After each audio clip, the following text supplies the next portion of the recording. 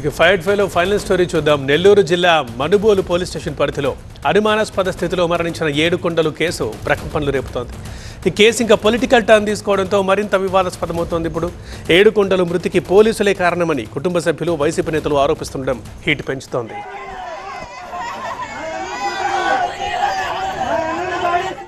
పోలీసులే తమ సోదరుణ్ణి చంపేశారంటూ ఏడుకొండలు చెల్లి, అతని అన్న ఆరోపిస్తున్నారు. 5 రోజుల నుంచి పోలీస్ స్టేషన్లోనే ఉంచుకున్నారని, సడన్గా మీ అన్న చనిపోయాడంటూ పోలీసులు చెప్పారని, ఇదంతా ప్లాన్ ప్రకారమే జరిగిందని కన్నీటి పర్యంతమయ్యారు.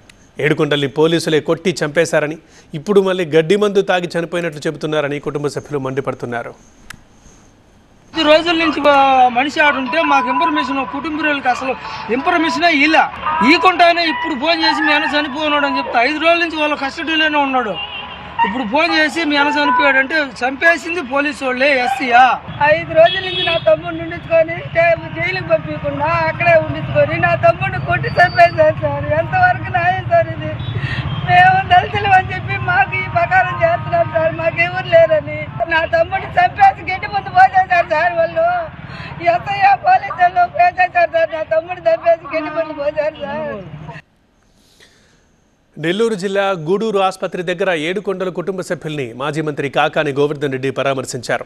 ఈ సందర్భంగా ఏడుకొండల మృతిపై కాకాని కీలక వ్యాఖ్యలు చేశారు. ఏడుకొండల్ని మనుబోలు పోలీసులే లాకప్ డెత్ చేసి చంపేశారని ఆరోపించారు. కప్పిపుచ్చుకోవడం కోసం గడ్డి మందు తాగి చనిపోయాడని అబద్ధాలు చెబుతున్నారని మండిపడ్డారు. ఏడుకొండల మృతి విషయం అతని కుటుంబ సభ్యులకు తెలియకపోతే శవాన్ని కూడా మాయం చేసేవారన్నారు. విజయవాడ సాయికృష్ణ కేసులో ఇదే జరిగిందని కాకాని అన్నారు.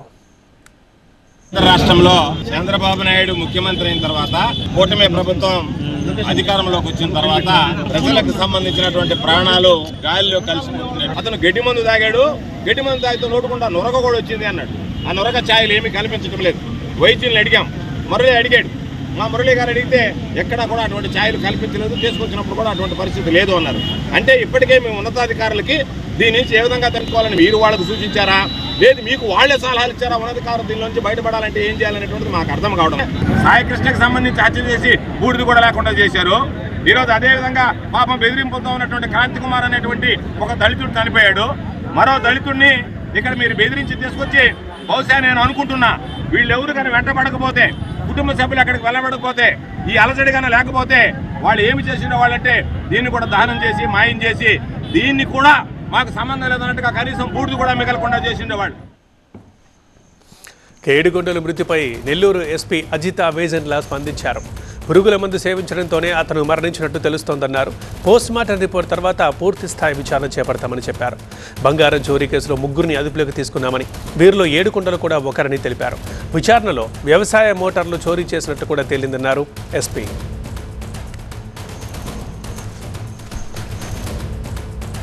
ఏదైతే వస్తున్నాయో అలిగేషన్స్ దట్ ఇది కస్టోడియల్ అని, ఇది వీళ్ళు ఎక్కడ పోలీస్ స్టేషన్లో లేరు. అండ్ దిస్ పర్సన్ నిన్న ఈవినింగ్ మనకి కాల్ వచ్చింది, కనుపూరు కనాల్ దగ్గర ఇతను సెమీ కాన్షియస్ స్టేట్లో ఉన్నాడు అని. సో మన సిబ్బంది వెళ్ళారు, పోలీస్ సిబ్బంది. అండ్ సెమీ కాన్షియస్ స్టేట్లో ఉన్నాడు కాబట్టి వీళ్ళు అలాంగ్ విత్ విలేజెస్ కార్లో తీసుకొని అతన్ని తీసుకెళ్ళటం జరిగింది. తీసుకెళ్తూ మెడికల్ హాస్పిటల్కి తీసుకెళ్లారు. And it was declared he was brought dead. So what ever allegation that custodial death అనేది, it is definitely not true because he is not in police station in those last 2 days. ఇంకా further investigation as per procedure జరుగుతుంది.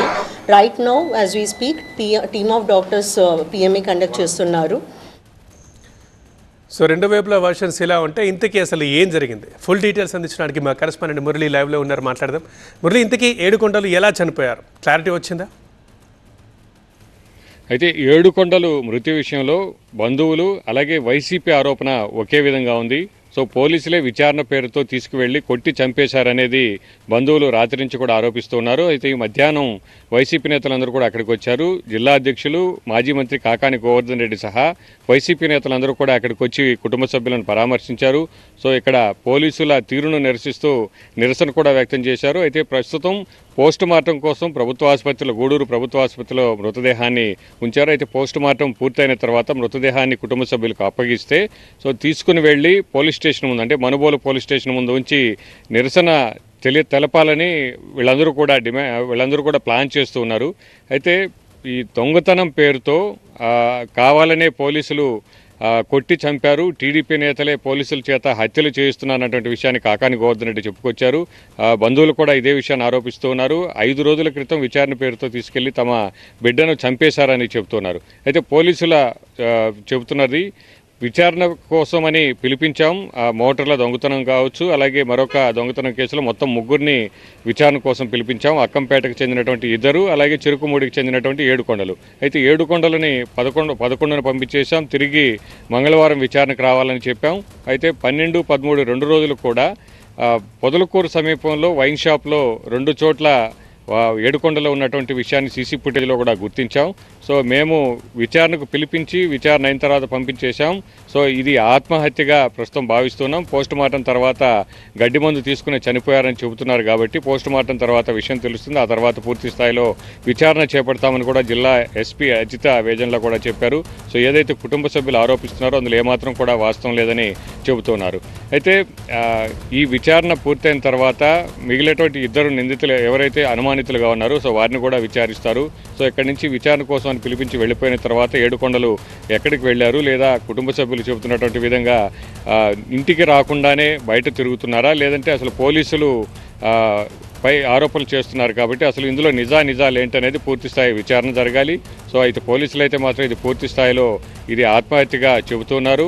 ఈ విచారణ పేరుతో పిలిపించి హత్య చేశారని కుటుంబ సభ్యులు చెబుతున్నారు. సో ఎవరి వాదన వారిదిలాగానే ఉంది.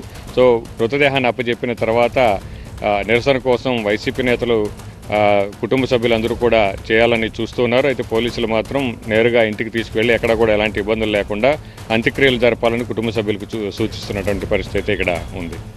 రైట్ మురళి.